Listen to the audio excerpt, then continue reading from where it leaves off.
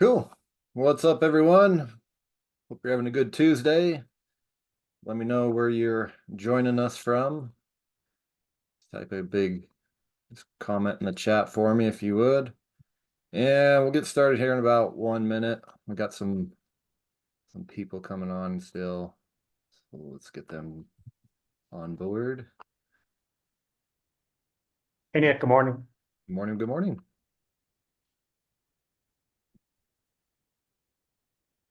Right. Maryland, Indiana, New Hampshire. Very cool. Minnesota. First City. Florida. Awesome.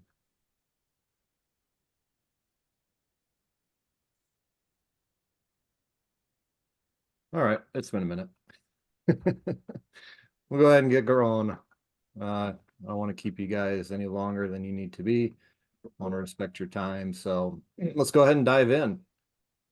So this is going to be a case study. Some of you may have seen a recent YouTube video I posted on my channel about a recent deal that I did where we recovered over $900,000 from one property. That's the biggest deal that I've ever been a part of to date. I think prior to that, the biggest deal that I had completed was around a 300K overage recovery. So just to be clear, the 900K is not profit. I wish that was the case, but that's the total recovery, okay? And on something that large, you're not going to get your typical, 30%. You're probably not even going to get 20%. It's going to be under that, okay? So our range, I'm not going to say how much we charge, but it was between 1 and 20. So that's what it was as far as, profit goes. With that being said, here's a picture of the property, okay? It's kind of hard to distinguish, but it's that white one in the middle with the American flag, the second American flag in the background. That was the property that sold at auction, okay? So this property, it looks like a townhome, right? Or it's actually a fourplex. It's a it's not a multi-family per se. I mean, multi-family is typically 5 units and above. This is a 4 unit, okay? So this is a 4 unit complex that went to auction. I think if I remember correctly, it sold for around 1.6 million at the auction. And then of course the surplus that was generated was this much. Okay, so it was specifically $950,256.48. I'll just call it 900K. So that's the total amount that was recovered on this deal. Okay. Here's also a letter from the attorney, saying, here's the check for the amount from the surplus from the foreclosure sale of the above referenced property. Okay. So there's just kind of the quick proof of the deal. So let's get into why you're probably here, which is, well, how did we do this deal? How did this come to pass? How did it transpire? Okay. So with that being said, it's just a 5-step process. Okay. This is the 5-step process that I teach. It is the 5-step process that I follow for all of my deals. Okay. I call it the overage profitability formula. It's C4 plus P. Okay. It's 5 steps. And you do these over and over and over again. Okay. So I'm going to go over in depth each step and specifically how we completed each step for this deal. Okay. Step number 1 is you got to create leads, right? Now, what's a lead? In the most basic way I can define it is a lead is somebody who is owed money from a foreclosure or tax sale. Okay. That's a lead. Surplus funds, overages, excess proceeds, whatever you want to call it. You probably already know what that is if you're here, but if you don't know what it is, it's when it's money left over from a foreclosure or tax sale. Once the bank gets paid off, once the county gets paid off, and there's money left over, that's what's known as a surplus of funds, okay, or an overage. Now, as far as getting leads, creating leads, there's 3 main ways to do this. Number 1 is you can get lists online. There's lots of lists online that will show you people that are owed money. These are leads. Number two is you can request lists from public records. You can use Freedom of Information Act found requests. something out. You may not be getting a check from me. That's why they Make sure everyone's muted. Okay. So that's the second way, is you can request lists via public records requests. The third method is to build your own list by monitoring foreclosure auctions, tax sales, or to buy lists from somebody, okay? This particular lead from this deal, this was actually brought to me by a VA, which stands for virtual assistant. They were the one that created the list for me, okay? And I paid them to do that. So I've taught people how to create lists. They create lists for me so that I can work the leads. In the beginning, that's not how it worked. In the beginning, I did all that myself, right? I would go get lists, or I would monitor the auctions and then build my own list. As time has gone on, now I can teach and train and pay someone to do it for me. Now, why is this important? Why is it important to accomplish this step of creating leads? Well, you can't just offer your services to anyone, right? You can't just walk up to someone and say, hey, I'd like to help you recover surplus funds. No, you have to identify the people who are actually owed money, and they actually need to be the right person who is owed money before you even can do business with them, okay? So you need to be able to know how to get leads, how to find people that are owed surplus funds. Make sense? All with me so far? Pretty straightforward. Okay. Step number two is you got to conduct your research, okay? And research consists of two things. The first thing that you need to accomplish when you're doing research is you need to find out who the right person is, who the right person who's owed the money, okay? You also need to know who all is entitled to that surplus, okay? You could call this debt research, you could call it title work, okay? Different names, but this is very, very important because some of these lists that you'll get online and some of the lists that you'll request from public records, sometimes they're not accurate, and you need to double check those lists and make sure that the name on that list is actually the right person that's owed the money, because sometimes it's not. So that's step number one, is find out, okay, who is the proper person who's owed the money. Typically, it's the owner who owned the property at the time of the sale, but depending on the state you're working on, that can change. It may not be the owner, it may actually be the person who took out the debt, okay, that got foreclosed on. It varies from state to state. Now, once you have identified the proper person, well, you need to go get their contact information, phone numbers, current mailing address, potential emails. This is a process known as skip tracing, okay? The art and science of gathering people's information so that you can reach out to them, that is known as skip tracing. And that's the second piece of conducting your research, okay? So why is this important? Well, number one, you don't want to be working deals that aren't good deals, okay? A lot of people fall into that trap where they're like, okay, I've got this list, and they just immediately skip trace that person on the list. They don't actually confirm that the person on the list is the right person that's owed the money, okay? So you want to try to avoid that. And you also want to be aware of all of the other people that might be, entitled to that money.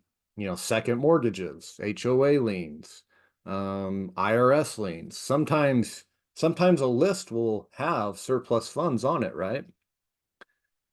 But there may be other people besides the owner who are entitled to that money. And what can end up happening is you'll go and you'll work this deal, you'll file a claim, your attorney will send out a notice of, that you're filing a claim, and then you just alert the IRS or whoever. They come in, they file a claim, and they wipe out the surplus. You want to try to avoid that situation.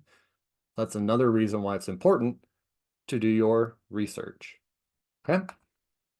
And of course, to not contact the wrong person. Okay. Step 3, contact leads. Very simple.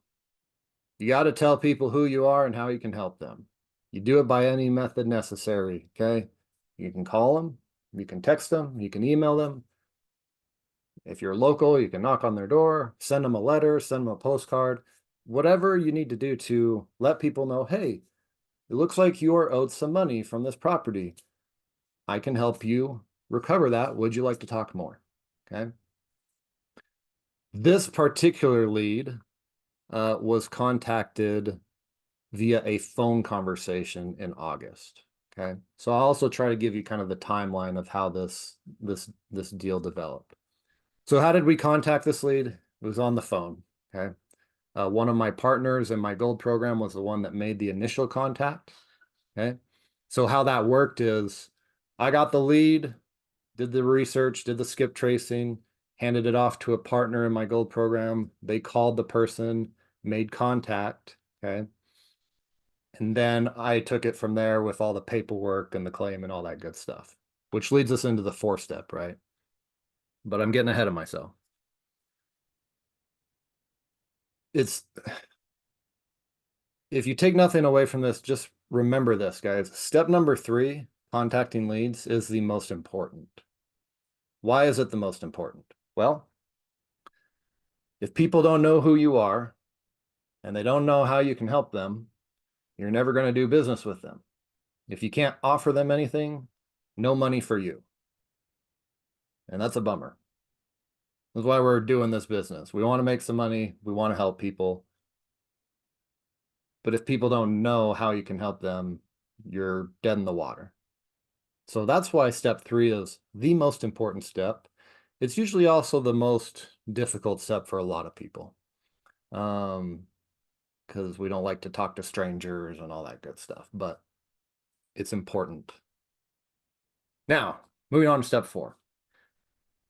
Once you've made contact with someone, you got to be able to contract with your leads, which if once you get a contract signed, they're no longer a lead. Now they're a customer. Okay.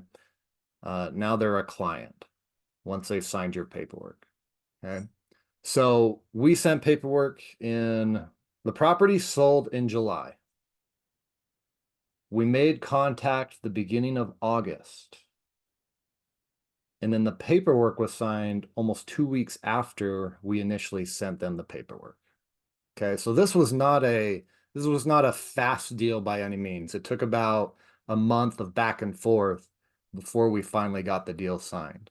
And we didn't even get a hold of the person until several days after the auction. I think it was actually more like a couple weeks. Okay, so that's pretty typical as well, right? Like oftentimes it's very rare that you call somebody, have a conversation with them, and they say, yeah, let's do it. And then they sign your paperwork. That's rare. It can happen. It has happened to me, but it is not the norm. Okay, you're gonna send paperwork to someone, then you're gonna do a lot of follow-up. Okay, follow-up is very key in this business. So as I said, we sent paperwork out, about 2 weeks of follow-up, and then they finally signed. Okay. Now, again, why is it important to have a contract in place? Well, number 1, so you have people's permission to work on their behalf. And number 2, so that you can show that you have an agreement in place and that you can get paid for the work that you've done. Okay. That's why it's important to have good contracts in place. Which leads us to step 5, profit. Okay. Once you have a signed contract in place, you're going to want to file a claim with the proper entity, whoever's holding the funds, and preferably via an attorney. Okay. I'm really big on this. This is what I do, and I highly recommend you do the same. And I'll explain why in a moment. So that's what we did. We got the paperwork signed, got it to an attorney. They filed it. Took about 6 months for the claim to get paid out. It paid out in February of this year. Okay. So it wasn't a quick deal by any means, but hey, we were willing to wait. It worked out good. Now I said I'd let you know, like, why is it important to use an attorney? There's several reasons, guys. 1, it provides credibility for you and your client. 2, it makes your life a lot easier because it saves you time. You don't want to be spending time filling out paperwork, communicating with attorneys, communicating with courts and county governments. You want to be spending your time contacting people who are owed money. Okay. And so the attorney saves you time so that you can go and get more deals. Therefore, an attorney, because they save you time, they also make you more money. Okay. Also makes your life a lot easier when the check does come. Sometimes these checks do not get made out to your company. They can, but sometimes they're made out directly to the client. If you have an attorney, that's not a big deal. Okay. And it also provides some peace of mind for your client, right? Because you're not the one that's going to touch their money. It's going to go through an attorney, a third-party intermediary, where the attorney is going to cut two checks, one to your client and one to you, according to your contract. Okay? So that's why using an attorney is important. So does that make sense, guys? That five-step process of creating leads, doing the research. So that's what we did. I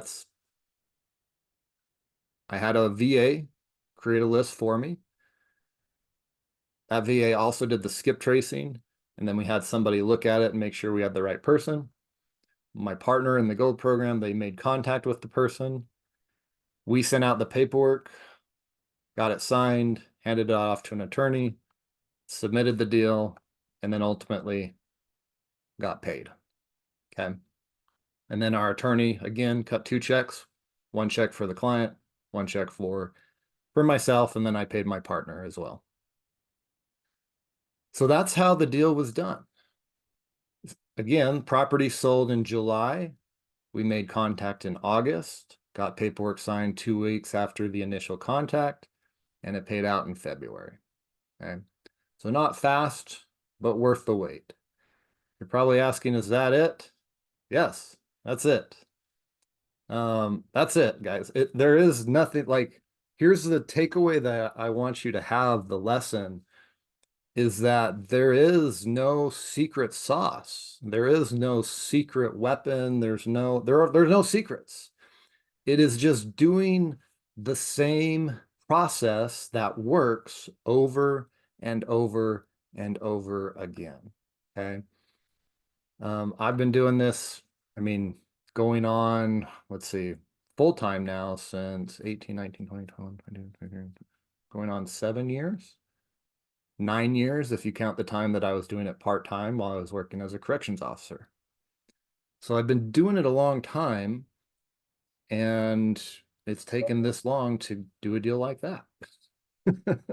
But it's been the same process, right? Like, here's the thing, like, great things are not often brought about from a singular event, okay? It's rather by the repetition of small, seemingly insignificant things. So it's just finding what are those things that work and then doing them over and over and over again, such as the process that I just shared with you today. Okay. In other words, just do things that work over and over is the bottom line. Questions? That's all I have for you. Go ahead, Perry.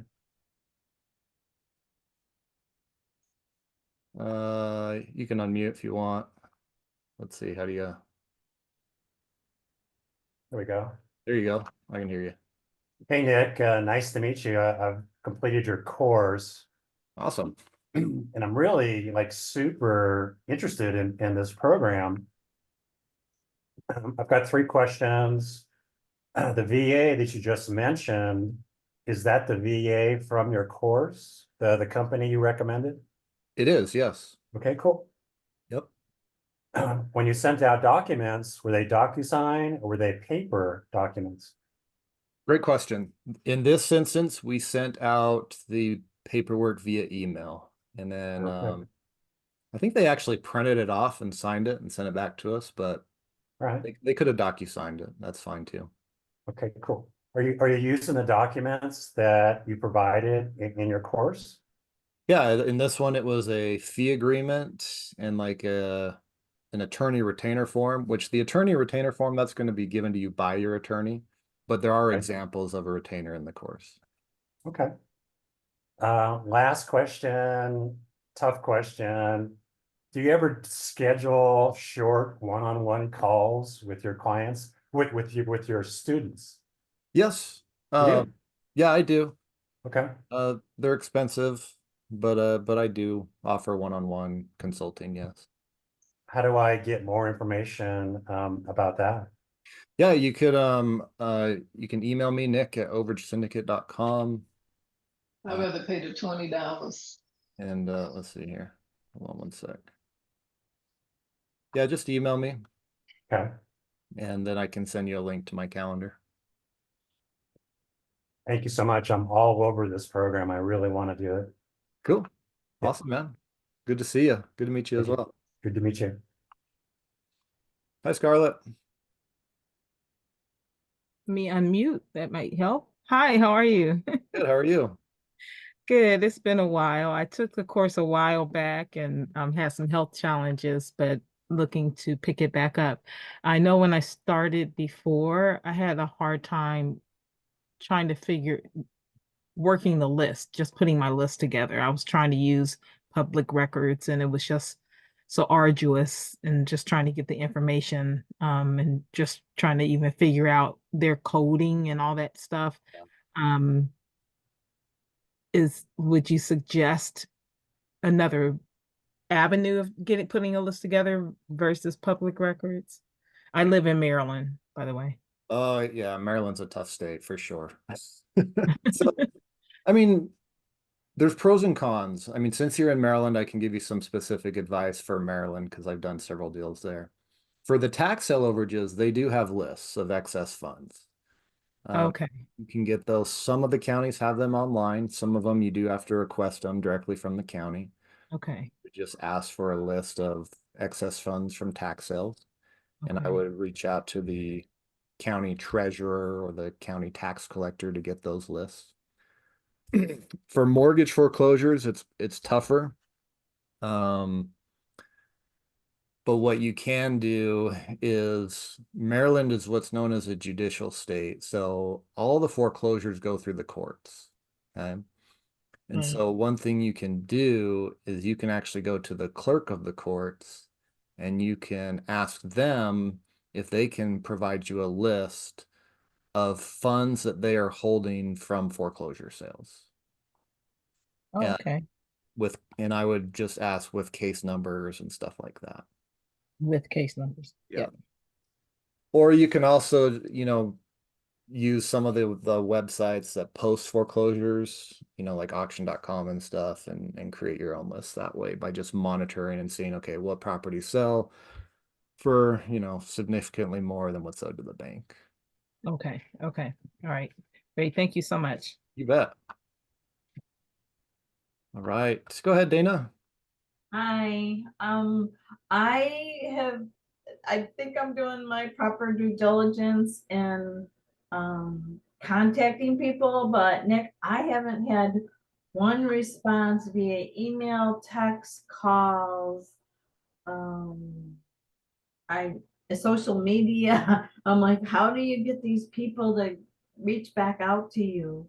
I think I sound fairly legitimate. I think I'm sincere, but it's just getting people to come back around and say, yeah, if you can help me, I'd like to work with somebody, have somebody work with me to, recoup some of this financial overages that I have. Yeah. Can you give me an example of like what's a text or what exactly are you saying just in a Well, I took off the script okay. that's in the class material. Let me see if I can go back to my email messages.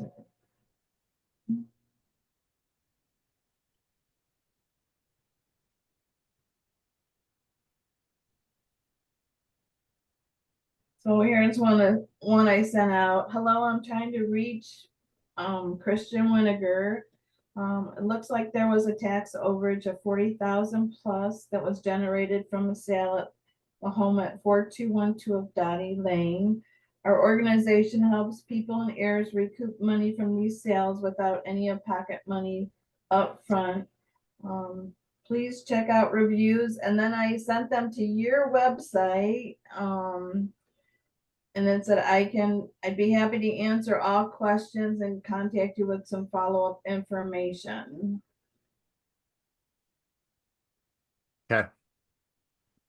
That's good, but you haven't really gotten much response. A couple of things that I would maybe tweak and see if you see a difference. Eliminate the phrase tax overage. Okay, Most people don't know what that means. I would just replace it with like refund or funds, okay? okay. Because the other thing too, and I've had this happen to me. Sometimes if I'll send that, like my message is very similar to that, right? I've sent that message to family members, and then the claimant gets upset because they're like, you told my ex-wife that I went through a foreclosure, and I was like, oops. So that's why I don't like to use the word, try to avoid the word tax sale, foreclosure, auction. Keep it very generic, like funds or refund or money, you know. And I do like to leave the property address. That's fine. I think that's fine. Because then it also it makes it unique to them, right? And that can kind of catch their eye. Because there's like a fine line. You don't want to sound like a Nigerian prince, right? So Or a credit collector, I'm like, exactly. who do they think I am? I want to be able to sell something to them or help them, and I just Yep. I don't want to scare them off. Exactly. Yep. So and with these types of things too, less is better. So if you can simplify it, I think that's better as well. Like there's a lot of times where we'll reach out to someone, we'll just say, hey, trying to get hold of so and so. It's in reference to a refund from this property located at 123 Main Street. Please reach out when you have a moment. Is that via email or call? Because I've tried social media, email, text, and I'm like, how many times do you call them and then just leave them alone? Yeah. Well, to answer your first question, it's all of the above. Yeah. The more ways you can try to get a hold of someone, the better. And then if you don't hear back from them, within 24 to 48 hours. Now so there's two ways to go about it. It depends how aggressive you want to be. One is you contact all the information you have for the claimant themselves, and then you either wait for them to respond, give them, 1 to 3 days. Or the second way is you can be a little more aggressive and be like, okay, well, I'm going to contact all the numbers I have for the claimant, and then I'm immediately going to move on to the second and third levels, which I talk about in the course as well. Does that make sense? It does. I just I don't know. I feel like I've been forthright and maybe too aggressive. I don't know what too aggressive is. I mean, I've emailed, then follow up with a text, and then reached out on social media. I'm like, am I totally, scaring these people? I'm, and I'm like, how often, and if I haven't heard from them, I've tried to touch back with them and leave them a little note or email them a couple weeks out. I And are you going down to the second and third levels? I have reached out to spouses. They look like they're together, or son-in-law. I haven't reached out to all heirs. Okay. When I skip trace people, it does list a number of people. Mm-hmm. So I don't know. Would you suggest reaching out to every single one of them? I would, yes. Okay. And here's the reason why. A lot of times we actually don't talk to the claimant directly when we get deals signed. A lot of times what actually happens is we'll send out messages to neighbors or relatives. And a lot of times those relatives don't even respond to us, but they will pass the message on to the person we're looking for. And ultimately what ends up happening is, the first time they might hear from a relative about our message that we sent them. Then they might hear it from 2 relatives. Then they hear it from a third and they're like, okay, maybe I should pay attention to this. This might be actually something important. And then they'll reach out and say, you keep contacting my relatives, what's this all about? And then we'll explain it. And that's how we'll get a hold of people. It's always nice when we can contact them directly, but oftentimes that's not how we do it. We are able to get a hold of people because we reached out to someone else besides the claimant. We reached out to someone who the claimant knows. And it's different, like, even though the message is the same, right? Like, the relative's not doing anything different than what we're doing. Like, they're just delivering the same message that you're sending, but it's coming from someone that they know and trust. Whereas we're strangers, right? Right, right. But if they hear the message from someone they know and trust, they're more likely to pay attention to it and then respond to it. So that would be one recommendation I would absolutely make is make sure you're going through the 2nd and 3rd levels and you're contacting. Yeah, I'd say you're not being aggressive enough. All right. Well, when do you kind of set them aside and say, no, that's not going to work. Just leave them. Do you keep a file or do you touch back with them or? Yeah, great question. When you feel like you've exhausted all avenues on all 3 levels, meaning you've reached out to everything you got for the claimant, everything you got for all their relatives, and everything you got for all their associates and neighbors.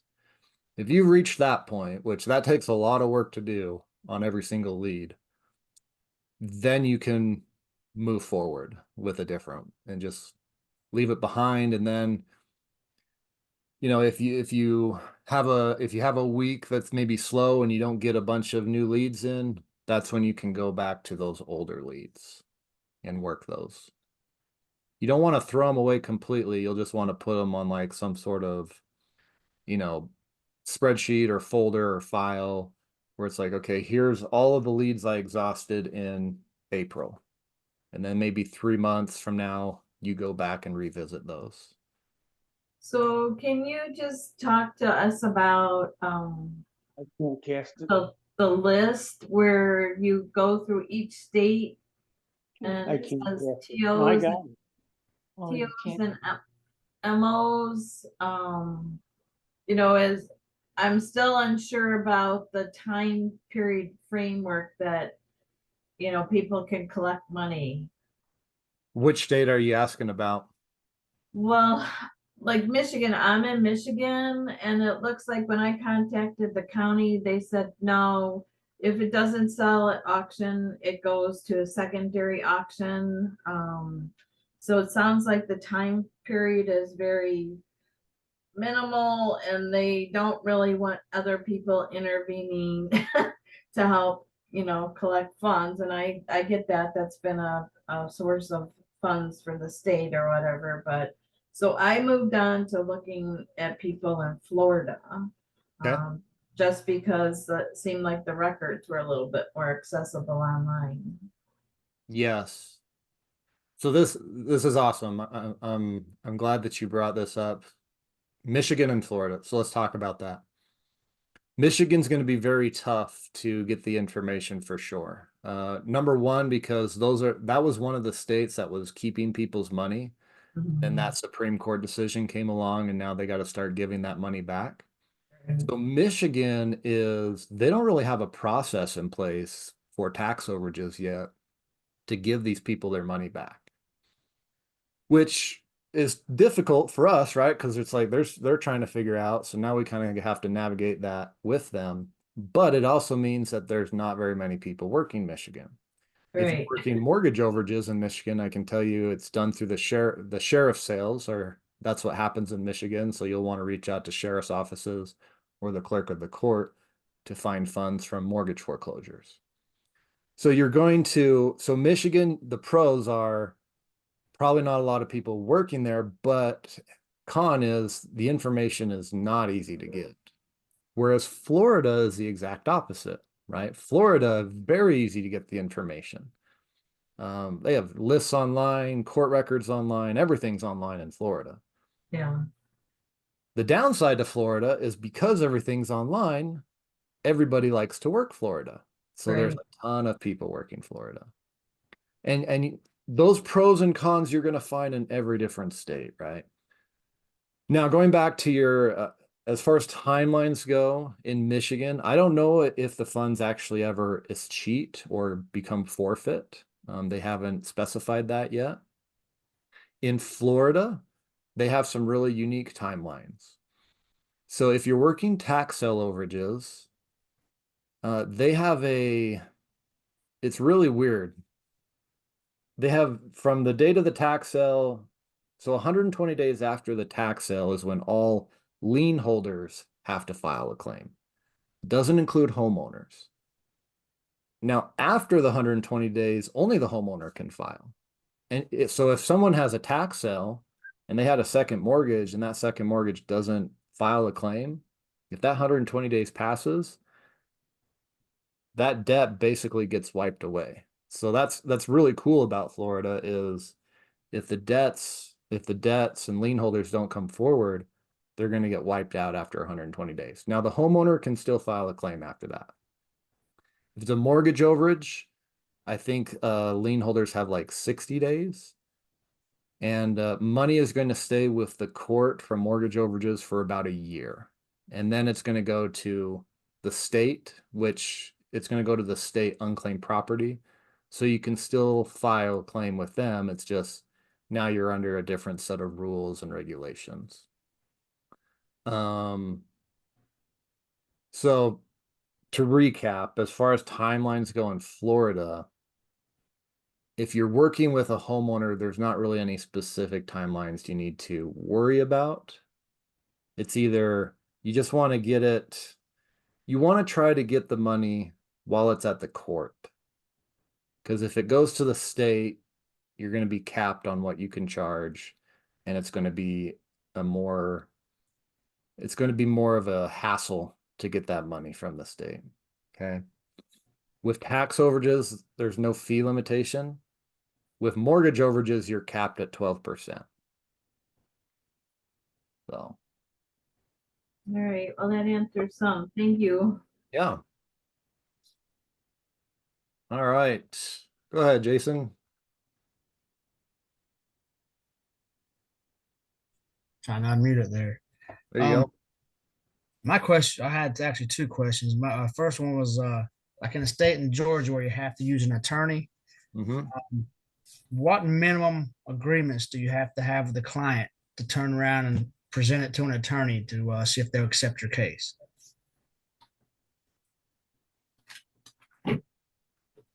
I know you have a contingency fee. Uh-huh. I'm trying to figure out if I need anything else other than a contingency fee. Then go to the lawyer and say, hey, I have an agreement with these guys. Will you help me out? Yeah.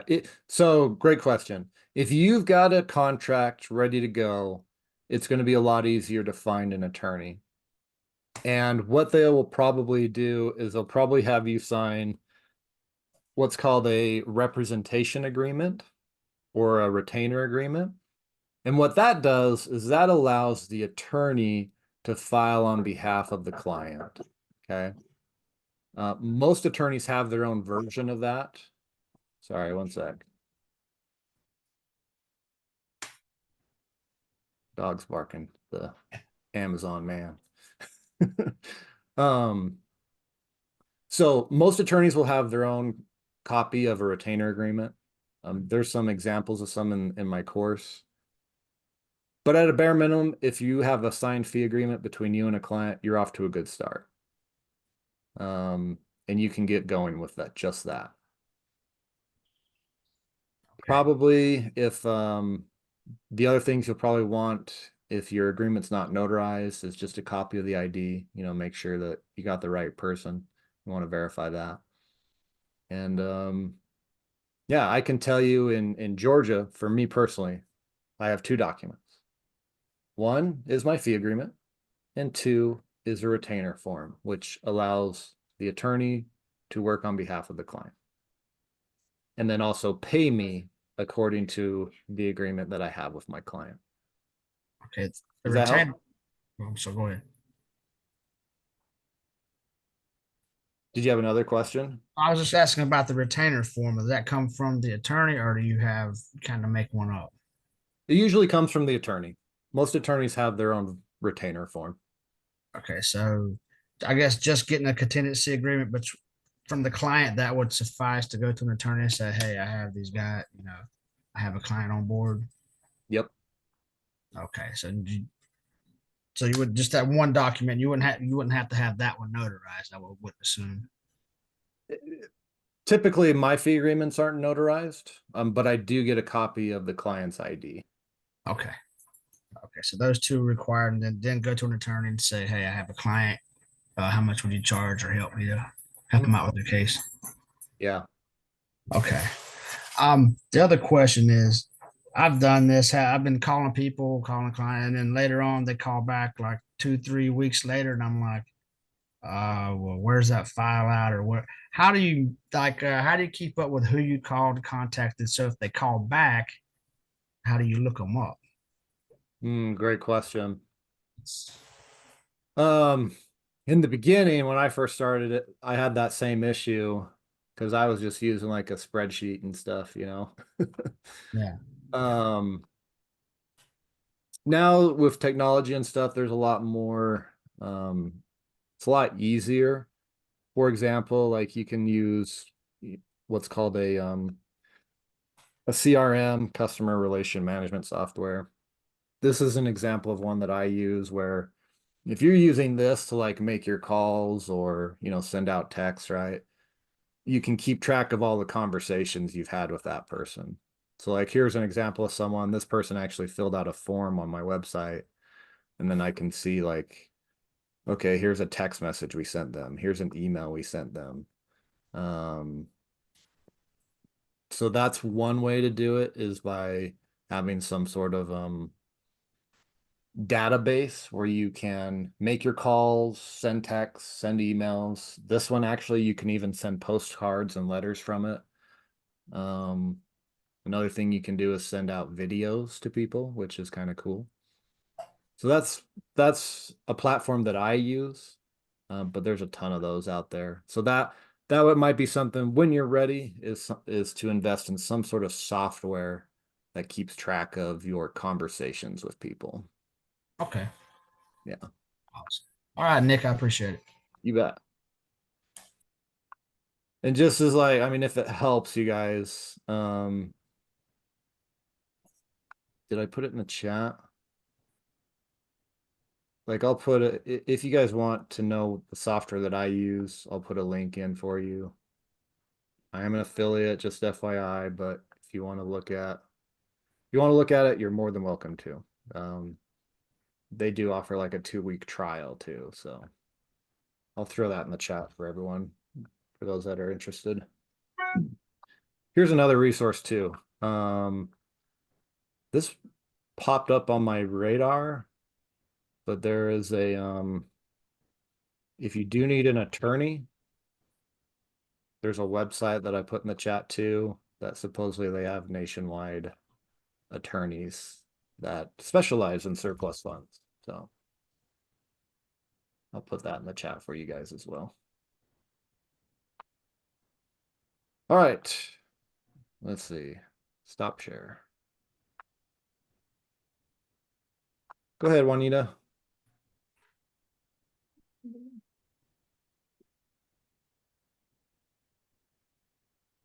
Oh, Okay, can you hear me? yep, I can hear you. Okay, good. I I don't want to know what kind of mental block I have, Nick, but I'm working on it because I do have to retire. But you know what? I finally sat down and really focused on accounting. And I went online and I did get a list. Mhm. The list goes back to, I think it was 2003, actually. Okay. This is in Maryland, and there's some current ones and so on. I got parcel. I got the property. There's no county or any, well, I guess it would be in Montgomery, but it's just the street number and the street name, and then the surplus amount Uh-huh. and the date. The parcel, how, I was trying to figure out, well, how do I find out more detail with the parcel? And somehow I got stuck. What specific information are you looking for? Well, I wanted to find out, in this case, I was looking for, find the homeowners. I wanted to find out if there was any claim on the property before, without moving forward, find out if there is any interest. And I got that from one of the classes you had before, but I just wasn't successful. And I know that I have technical challenges, but could not move forward with that.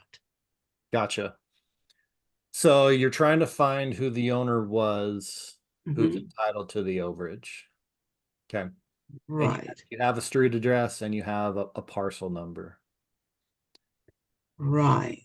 For example, in this one, it says 25911 Frederick. So what city is it in? It was just that. So I knew I couldn't rely solely on that, but really the parcel number, because that's where all of the information should be, correct? So the place you're going to want to go is the recorder's office, or also known as a register of deeds. Right there. Yeah. Now, hopefully you can do a search once you're at the recorder's office or online. Hopefully you can do a search using either the property address or the parcel number. Preferably parcel number, because if you can search by the parcel number, that's going to give you the history of the entire property. All the people who have ever owned that property, when they've bought it, when they've sold it. And that's how you're going to find out who the person was who owned that property at the time of the tax sale. Because in that history, you're going to find a tax deed, most likely. And that should have the name of the person who lost it. If it doesn't, then you just look at the next deed that was recorded prior to the tax deed. I noticed my notes tell me of the parcel number and the APN number are both the same, correct? Mm-hmm. Right. So what I did here, I'm just looking at my notes and I see because I did go to the recorder's information, Okay, but good. then they gave me a customer service number. Apparently I have to go through customer service to get the information on the property. They don't have an online database where you can do search of deeds. No, Okay. it appears not to. And you said you do have you've got a partial address. Yes. Okay. Do you have it with you right now by chance? Yes. Okay. Are you opposed to? No, I'm not opposed to anything at this point. I just need to learn how to do this. Okay. Very good. Yeah, helping her will help me too. This is the same problems I ran into. Yeah. This is good. This is so what we're doing here, guys, this is actually kind of what I do on Wednesday nights. You may or may not know I do a weekly coaching call, and this is one of my favorite things to do is, hey, I've got this lead, I need help. Okay, let's walk through how to move forward with this. So Juanita, what's the address of the property that you have? This one here, it simply says 4816 Oxbow, Oxbow Road. Okay. That's all there is. What That county? happens, What that county happens, is this from? Montgomery, Montgomery. Montgomery in Maryland.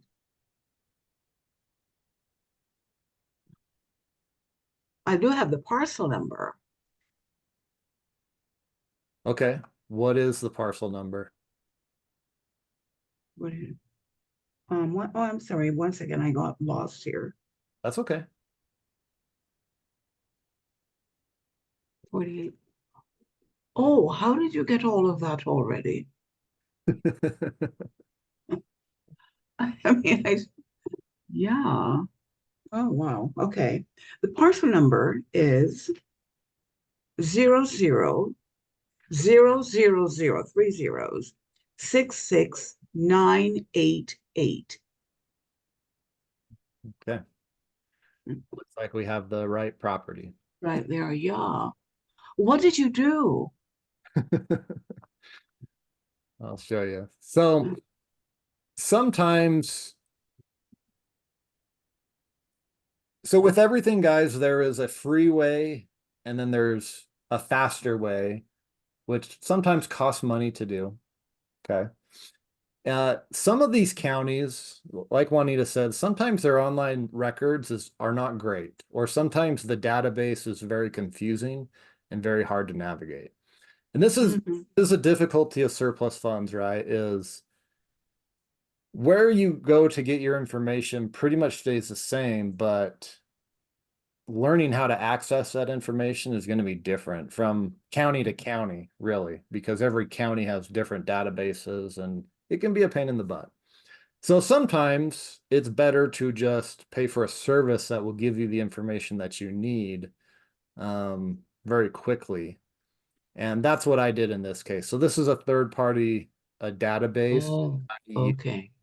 to help me track down information that I'm looking for. Okay. And I'll share that with you as well. I'll throw a link in here for this specific database that I'm using. Okay. All right, do they charge by the month? They do, yeah. It's a subscription software. Okay. But anyway, what I'm going to look at, so here's the actual property. It looks like Yeah. nice little house. Mm-hmm. You read off the parcel number, which does look like it's the same, and it's also in Montgomery County. Okay. I was able to find it just by the partial address you gave me. Okay, so type in 4816 Oxbow, it kind of auto populates for me. Now, of course, I'm going to verify that it's the right one, which we did using the APN. And also it's a good chance, since your list is from Montgomery County, you know, this house is in Montgomery County. This is probably the one we're looking at. Okay. Now, here's what I can see here. Okay. Which, oh, this is fascinating. You're saying there is a surplus on this? Yes, that's what it says here. Okay, okay.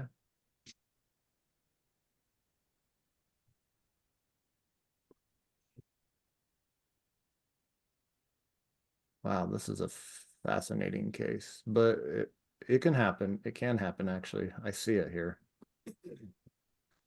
I'll tell you what I'm seeing. So what we're looking at here is, this is the same type of information that we'd want to find at the recorder's office. Now, one thing I like about this software is usually they have a link to the recorder's office, so I can verify this information. You said Montgomery. Yeah, there's tax ID number. So it looks like I can search by tax ID, but this is a lot easier to understand. So we are seeing a history of this property, okay? Like, these are documents that have been recorded at the county level. See what type they are. Okay, we've got a deed here. Deed is when a home transfers ownership. Then we've got a loan, okay? Mhm. And then I can see right here, there's a tax deed, right? Mhm. And that means that somebody bought a lien in Maryland, Mhm. and then they were able to foreclose on that lien and acquire the property. Now, so there was a foreclosure that happened. That's what created the surplus. Mhm. And you can see how much they got this home for. Like 253,000 was probably the bid. But here's the Mhm. crazy thing is With oath. the amount that was owed in property taxes was probably very minimal. Mhm. You don't have to tell me, Juanita, but is this a six-figure overage? Yes. Yeah. Yeah. Like I can tell I mean, that. this property is about 15 minutes from my office and my home. Gotcha. Okay. Mhm. Now, what we're going to look at is, okay, what was the last deed recorded prior to this tax deed? So we're going to go back up, and it's right here from December 2003. Marcia Creswell sold this property to Charlene Schramm. Okay. So Charlene was the owner at the time this home was sold. So this person, oops. And I'll just send this to you in the chat real quick. I mean, you can see it here, but this is the person you're looking for. Okay, is Charlene. You're looking for Charlene. Mhm. Okay. The crazy thing about this is, and it's so sad too, like I really feel for Charlene. Mm.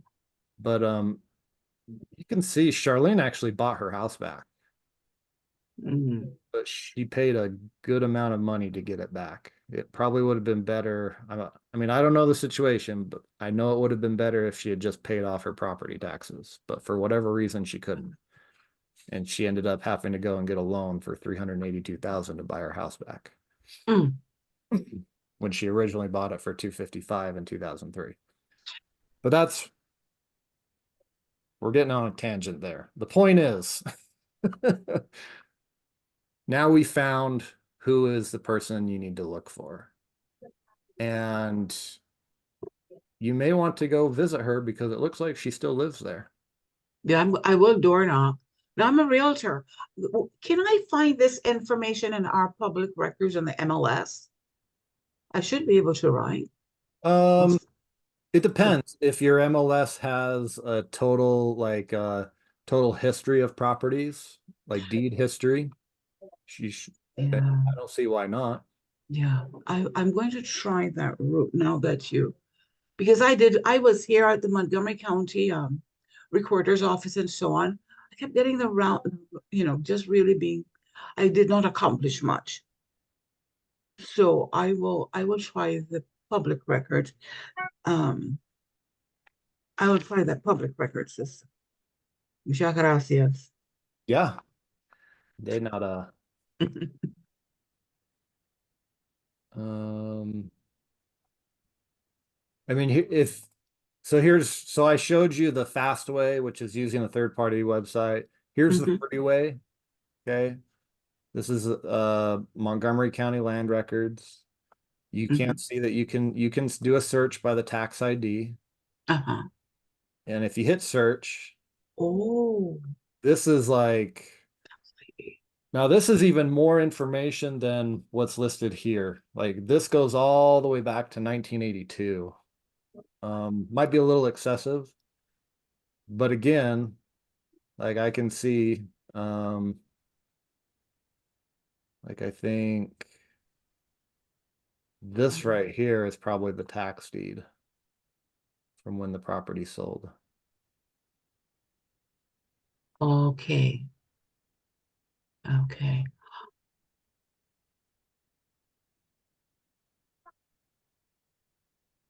Okay.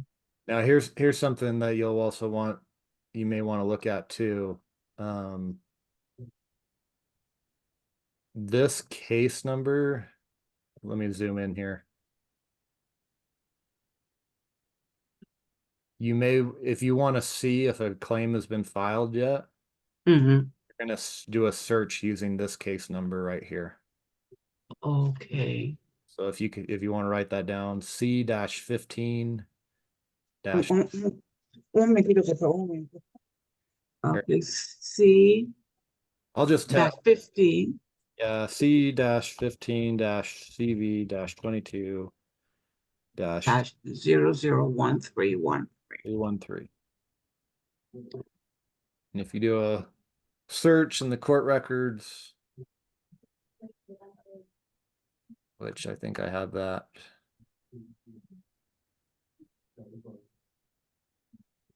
Let's just do it for fun since we're here. So this is court records in Maryland. I'm gonna do a case search.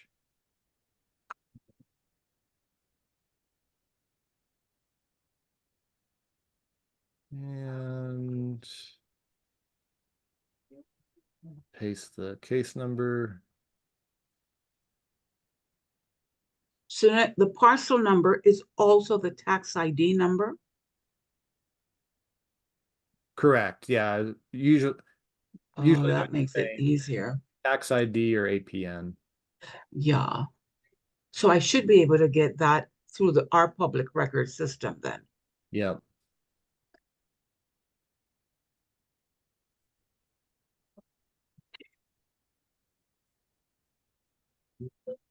Okay. So I do see, if you look right here on February 22nd of 2023, there was a motion / request to release surplus proceeds. And it looks like it was granted to a Sari Kurland. I have no idea who that is. Mm-hmm. Um, Sorry. oh, right here. So attorney for defendant, Sari Kurland. Defendant is Charlene Tram. Okay. So this is a prime example. So mark that off your list. Okay. Not worth pursuing. But this is a prime example, guys, of how, because this list was probably online, yeah?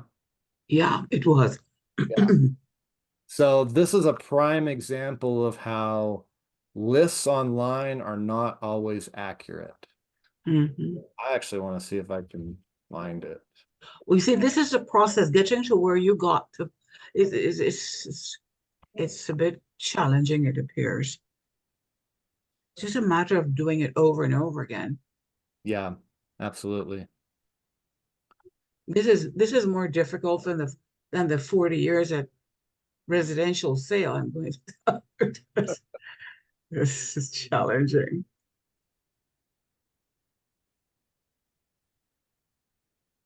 Oh, this is the wrong state. This is Montgomery County, Ohio. Mm-hmm.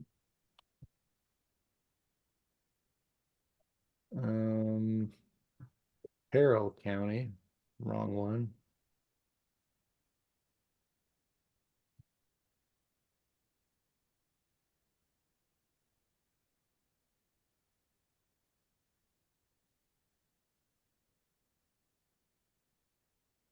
We'll be at Oxbow. Oh, it's right there at the top. Yeah. So check this out, guys. Like great list. I mean, there's some real good ones on here. Yep. But here is, I mean, this is what's crazy too. Like this is what's crazy. Like right here, it's dated 2/27/2024, available surplus list. Like you would think this would be a very good list to work off of. But just by doing our research right, we know that this case, for example, this money, this $248,000 that was sitting there, this got paid out last year. And, Yeah. it looks like around, April, about a year ago. Mm-hmm. So this is like, man, number one, thank you for for sharing this with us, because this is super important. This is what a lot of people aren't teaching. A lot of people don't do the business and they just teach you to get a list and work the list. That's good in theory, but if you don't know how to do the due diligence that we just did, you would have potentially gone to this person's house, knocked on their door, or called this person only to find out, oh yeah, I got my money a year ago. Or heaven forbid they say, oh yeah, I would love to get a refund. And they let you do the work only to find out later after you've gotten an attorney to file a claim. And the attorney goes, there is no surplus here. This person filed a claim a year ago. Yeah. That can happen. So I talked about how step number 3, right? Contacting is probably the most important. Step number 2 is just as important, because step number 2 is going to determine who you contact and whether or not you're even going to contact that specific lead. Because like this list is step 1 done. Like here's a list of, I mean, you could work this list for the next 6 months probably. This is a great list. It's a good list. But now it's like, okay, how many of these are actually good leads worth pursuing? And that's what you've got to do once you get a list. That's the step 2, is the research. And that's what a lot of folks who are pitching programs, and I mean, I got a program, right? Many of you are in it, but it's that is why I teach the research part, is so that you're not, pursuing leads that they look really good, but the reality is there's nothing here. This should say 0, not 248. Just as a quick reminder, where exactly did you go to determine whether that there was a claim or not? Where did you go? The court. So Okay. the circuit court. I even went there. I just couldn't find it. And the only reason that I was able to, that I clued in on going to the court, because I looked at the deed in the recorder's office, and I can see that there's a court case listed on the deed. Okay. So when you're doing your research, like there's only so many places to get information, and a lot of them are the same. It's just going to, like, county recorder's office, that's where you go to verify ownership of a property. Who was the owner? If there is a court case associated with the foreclosure or the tax sale, then you're going to go to the courts, right? The county court.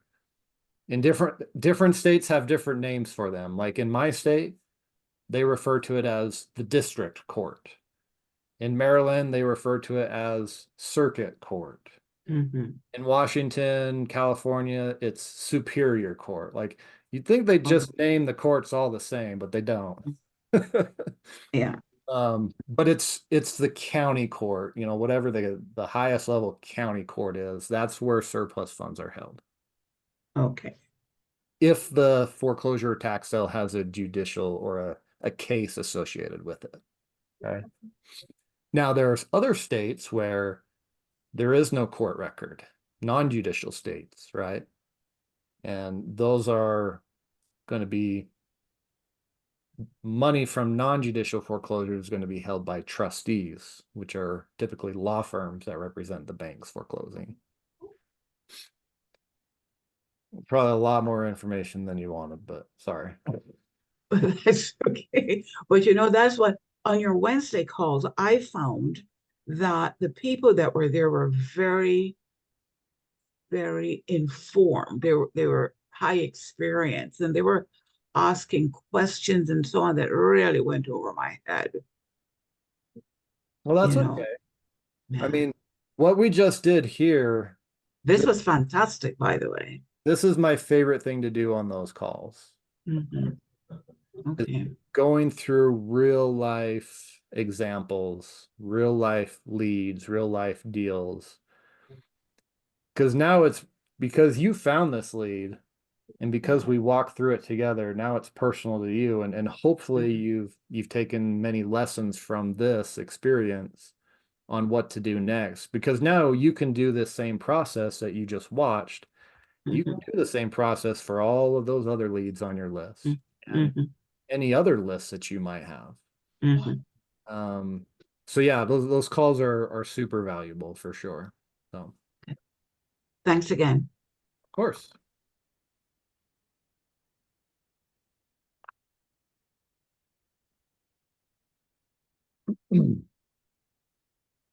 Yeah, great question, Jason. Yeah, the calls are not included in the course. I do charge for those only because it takes my time. And it's, I guess maybe it's selfish or whatever, but if I'm taking time away from, my family or something like that, then I want to be compensated for that. So I charge. But it's reasonable, Nick. It's reasonable. It's just that I guess I just wasn't getting it. And some of those people were really, really asking profound questions. And I thought I needed to go to something that was a bit more elementary. And then maybe I can graduate to that level. I'm going to go with Elmer's route though, because I think it was just easier. But I guess Elmer has to do exactly what you just did before moving to the next level. Yeah, well, I mean, everyone's in a different place, and that's the beauty of coming to a call or an event or something is if you can bring a specific question or a specific case like you did here, that's where you really get a lot of value out of those. Is just coming prepared. So I think I would say like just doing what we did here is super valuable, and that's what I love to do on those calls. So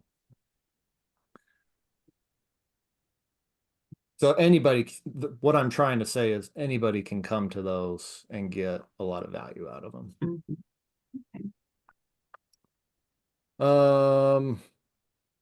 Let's see. I lost track here.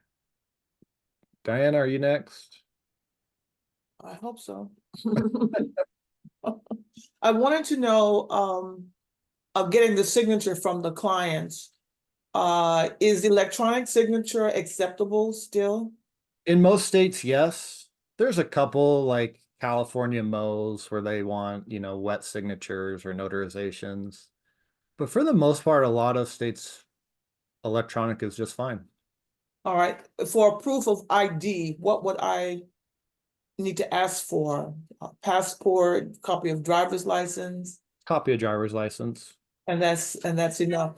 When the checks are prepared, and when I go to an attorney, is the attorney going to represent my company, or is everything is going to go through the attorney's company? As far as like if it's an attorney required state and I still have all my paperwork and I need an attorney and I send my paperwork to the attorney, and they're going to present it to the court, do they present it through their company? Or are they saying I've been retained by, let's say, Diana Jones' company to submit this claim? Great question. It depends on the state and depends how the deal is structured. So there's different ways to structure surplus funds deals. So like one way is to have an assignment form where you get all the funds assigned to your company, and then the attorney is going to represent your company filing the claim. Okay. Another way to do it is have the attorney will sign a retainer form with the client, but then they'll acknowledge that you have an agreement with the client. And so what in that instance, they'll actually submit a claim for the homeowner. Then the attorney will get the funds and then disperse it according to your contract with the claimant. Oh, okay. Yeah. Okay. Can an attorney be one from the state, or it has to be one from that county? As long as they're licensed in the state you're working in, they don't have to be physically located in the county, no. Okay, is there ever a time when the checks are made out to my company and then I'm Good responsible afternoon, for the Social disbursement? Security. How can I help you today?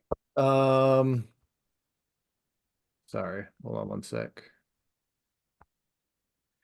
Only if you're using that assignment method I mentioned where the entire amount comes to you, then you would have to pay your client out of your Okay. portion, yeah. Okay, does the attorney need an assignment form as well, that I'm gonna pay them a certain amount? No, usually that'll be mentioned up front. Like most attorneys will, well, not most, but depending how you structure it, right? So attorneys are paid three ways. Either you pay them an hourly rate, you negotiate a flat rate, or contingency, meaning they'll take a portion of the amount recovered. So you just come to terms and an agreement on that before they file a claim. Like, okay, how much is the attorney going to get? Is it going to be paid up front? Are they going to take it out of the recovered surplus? Like all of that is negotiable. Which is preferred, which is the preferred method? The method with the least amount of risk is the contingency method, meaning they get paid when you get paid and the client gets paid, Okay, because then there's no upfront cost. Now, sometimes that can be a little more expensive though, because they might want a piece of the action, like, 10% of your, 10% or something like that. Hourly can sometimes be cheaper if it's a straightforward case and there's like, if you're really confident in your research that no one else is entitled to the funds, it might take an attorney 4 hours to do the work, right? So if they charge $250 an hour, $1,000, not bad, depending how much you're making. And you can combine it too. So like some attorneys will charge just a flat rate, but they'll take it out of the recovered surplus. That's one of my favorite ways. It's like, okay, you're going to get, $3K once the surplus comes or something like that. okay, But it's all negotiable. okay. As long as I know that the courts will accept electronic signature, do I have to submit proof of the identity of the client? Some courts will require some courts, yes, will require identification of the claimant. Okay, so a notary, having a notary to go sign it is no longer necessary. In most places, it's not. Okay, But depending on your client, we still use notaries. Like if it's someone who's maybe elderly and doesn't want to leave their home, or maybe they're sick or something. I'm still happy to send a notary to someone if it's easier for them and that's what they want. and if they're not technologically, Exactly. I Yeah. see, okay, If they don't want to print off anything or they don't want to take papers down somewhere, I'll send a notary to them. okay. Cool. All right. Got two more. Scarlett, you next? I don't know. I lost track here. Sorry. Yes. Thank you. Just real quick question again. Like I said earlier, I'm getting re-engaged, so I want to go back through the courses. My login and everything should still be, I should still be able to access the courses to go back through and kind of refresh my brain. Absolutely. Yeah. And Okay. if you have trouble with like password or anything, just you can email support@overagesyndicate.com and they can do a password reset. But Okay. usually I think there is one on the page, but Okay. yeah, everything And- should still be in working order. Okay, great. And then what is the criteria to partner with you? Is it a certain criteria in order As just as a member of the course or the gold program? well, what's the differences? What's the difference? All right, I'll tell you. So if you're in my course, right, anyone can partner with me if you're in my course. And all I ask is that you basically you got to find the person and make contact with them. Just have a conversation with them. and just ask if they are open to receiving more information about how we can help them get their refund. So and once you have someone that says yes to that, that's when I take it over. And there's a deal submission form. Let me actually share So let me back up. So finding a property that qualifies actually has the overage, doing that research, and then contacting the owner and all, or owners, and getting their buy-in. Do I have to get paperwork signed before? No. So just getting a yes. Just getting their permission for us to send them the information, which Okay. the information is the paperwork. Okay. Okay. Like let's see here. So I'll share my screen real quick. This video right here. So if you go to section 7, partner on deals, the first video, deal criteria and instructions. That's all the instructions on how to submit a deal and what's needed on your end. So I'd recommend checking that out. But the bottom line is, if somebody says yes, like, yeah, I'm open to receiving more information about how you can help. Okay. That's when you send it over to me and my team. We'll draft the paperwork. We'll send it to the client. And we'll follow up with like the signing and all that good stuff. Okay, perfect. So what that looks like is, I mean, let's see if I can. I mean, here's an example from, I don't know, 15 minutes ago. Actually, I think Pat may have been on the call earlier, but she must be working. So this is like an example, right? Like, so we send them this letter of who we are, you know, how we can help, what it's about, next steps. And then we have like our, you know, our paperwork attached to it and all that good stuff. So we'll send an email. We'll also send it via DocuSign as well. And go from there. And would I be copied on everything you send out so I can follow the steps and 100% yes. learn? Yeah, 100%. So that's why I prefer guys to send stuff electronically, because I do a lot of partner deals. Like, I want my partners to know when paperwork is signed.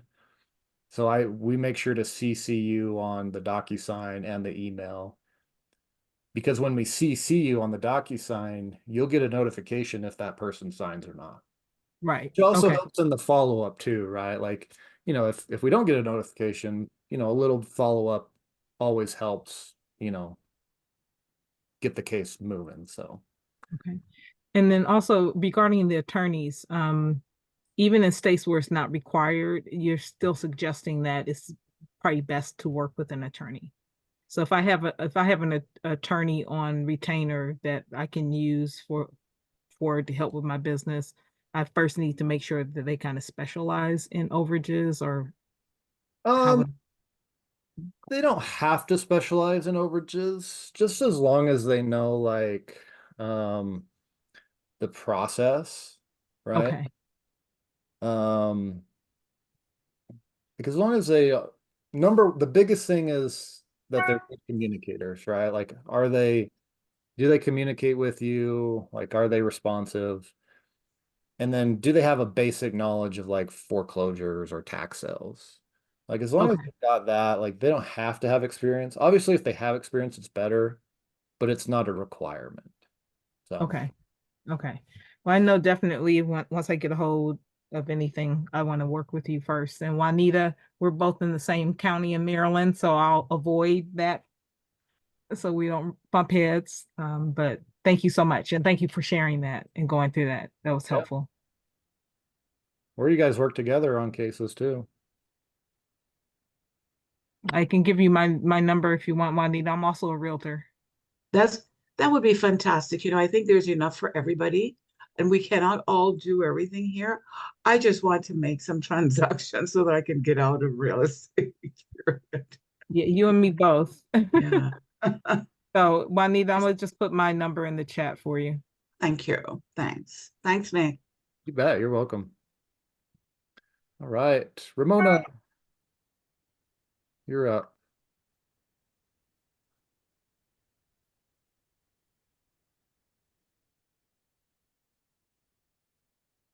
maybe. Still with us, Ramona? Okay, can you hear me now? I can, yep. Great. All right, I just wanted to find out what's the turnaround time on closing a deal in Prince George's County, for instance. Maryland? Yeah, I closed the deal recently. It took me a year. Really? Was it an estate case? Were you working with heirs or? No, I was not working with heirs. As a matter of fact, the property owner went to the county and the county would not give them any information. They told her that we thought you were a fraud. Oh, wow. So I got an attorney to represent her. Good. And I got her back, it took a year, but I got her back $93,389.96. Nice. The surplus was $133,414.23. And my company got 30%. I had to pay about $4,000 in attorney's fees. That's a great deal. Yeah, so That's an awesome deal. yeah, my check was like $36,436.37 because I gave the attorney $500 retainer, and at closing she took out an additional $3,587.90. So, but it took a year. That's why I was asking what the turnaround time is. How long has it ever taken you? Well, I mean, it's different, but Maryland is definitely not the fastest state. I mean, a lot of the stuff does go through the courts, and I like the courts because there's a little more control. But the issue is when you're dealing with courts, you're dealing with different judges, and every judge can be different as far as their timeline goes. So, but I mean, that's a year. It seems a little long, but I mean, 6 to 9 months isn't excessive for sure in Maryland. That's pretty normal. So it's a little bit outside the norm, but not by much. I guess let me ask you this. Was there any other claimants, any other debts or anything that was complicated? No, there weren't any other debts. There were not any other debts. Her property had no mortgage on it. Mm-hmm. I don't know what took so long. And that kind of made me disenchanted about doing that state, because it took so long. Yeah. How much time do you think you had into the deal, though? Not counting the wait time. Less than 2 hours. Yeah. So there's pros and cons for everything, right? That was we got the case out of the court dockets.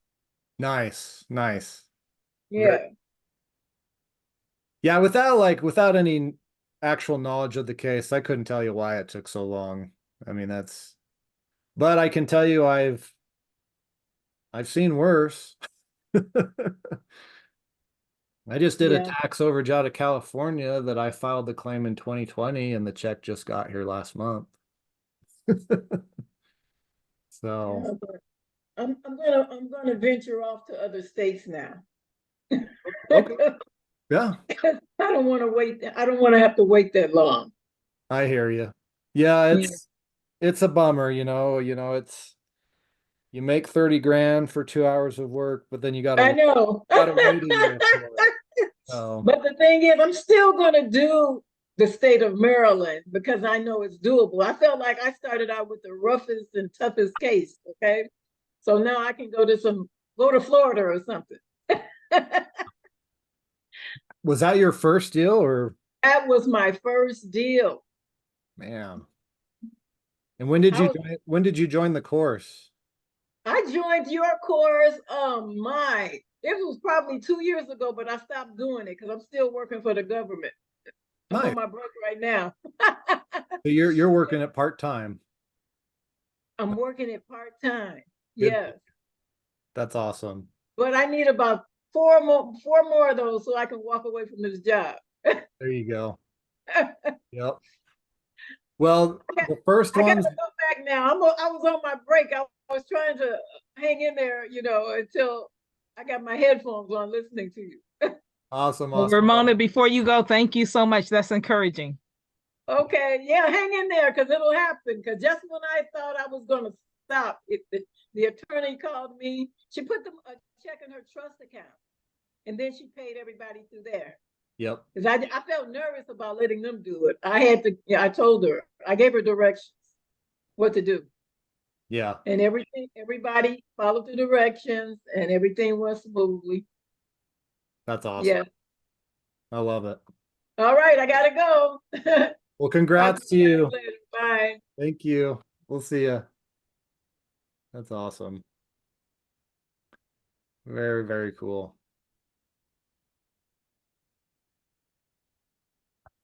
Cool. Tyrone. Can you hear me? It's actually not Tyrone, it's his wife, Katrina. Oh, Katrina. Sorry about that. I see Tyrone, but you're I see fine. your picture.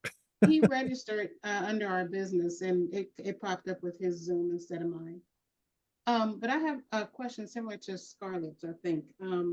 We purchased the course a few years ago, but we were interested in starting in your gold program. So do you have any idea of when you might open up the gold program again? I'm hoping this month. I haven't opened it. I haven't had any openings since like January of this year. Okay. But hopefully, yeah, hopefully this month, there'll be some openings. And I think I've got you guys down. I do have like a list of folks that have showed interest that I'll email once there's some openings up. So Okay. as soon as they're so all, I'll let you know for sure.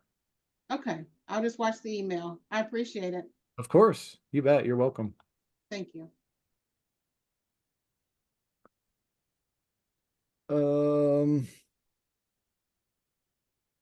All right, cool. I'm going to try to fire through some of these questions in the chat. And then we'll kind of wrap it up for today if that works for you guys.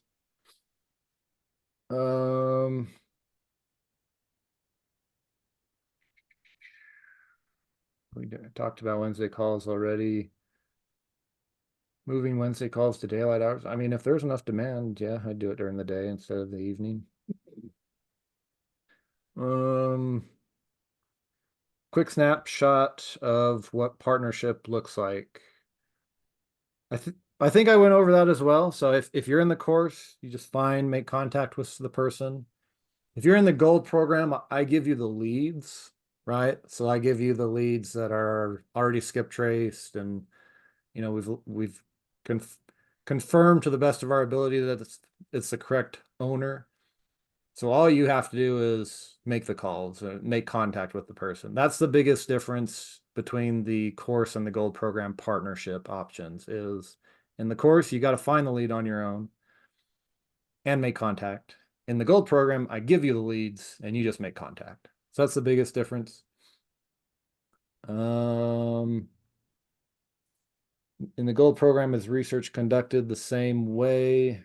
Yes, I've taught someone to do it for us. So it's a combination of a VA I trained and also somebody local that I've trained to do the research.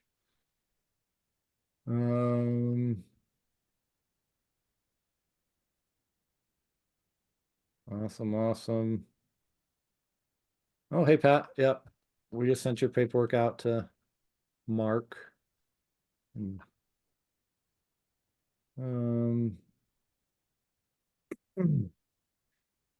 Hi, Sylvia. Let's see. Texas nuances. For the toes, it's kind of tough to find an attorney in Texas because they've got the limitation for attorneys. Like, I guess an attorney can only charge like $1,000. So it's hard to find an attorney for tax overages. Mortgage overages are awesome. I've really liked the downside with Texas is a non-judicial state. So you can't, with tax overages, you can find out if a claim has been filed, right? It's done through the courts. With the mortgage overages, it's not done through the courts. It's done through the trustees. So there's no public record of claims being filed. So you don't really, you can't really confirm for sure with 100% accuracy if there's an overage from a mortgage foreclosure until you've signed the person up and filed the claim. So that's kind of a bummer, but it is what it is. But I like Texas. Texas is nice because you can track all the foreclosures and tax sales on the first Tuesday of each month. So you basically, you go through, you get all your leads, right? You use the first Tuesday and Wednesday maybe, and then the rest of the month you can spend, reaching out to people. And then you get a new batch of leads the next month. And so that it's kind of nice because you're not constantly having to do lead generation. You just do it on Tuesday, first Tuesday of the month. Get it done. Spend the rest of the month calling people, sending letters, texting, whatever. So that's kind of nice about Texas. New York, I guess this isn't a question, but yes, New York is difficult. There's less competition because it is difficult, but it is difficult, takes a long time to get the money out.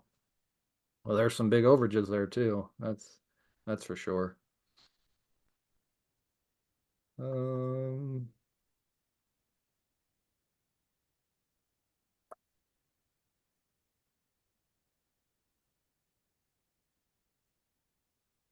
right, I think that's it. Cool. All right, guys. Well, I hope that was valuable for you.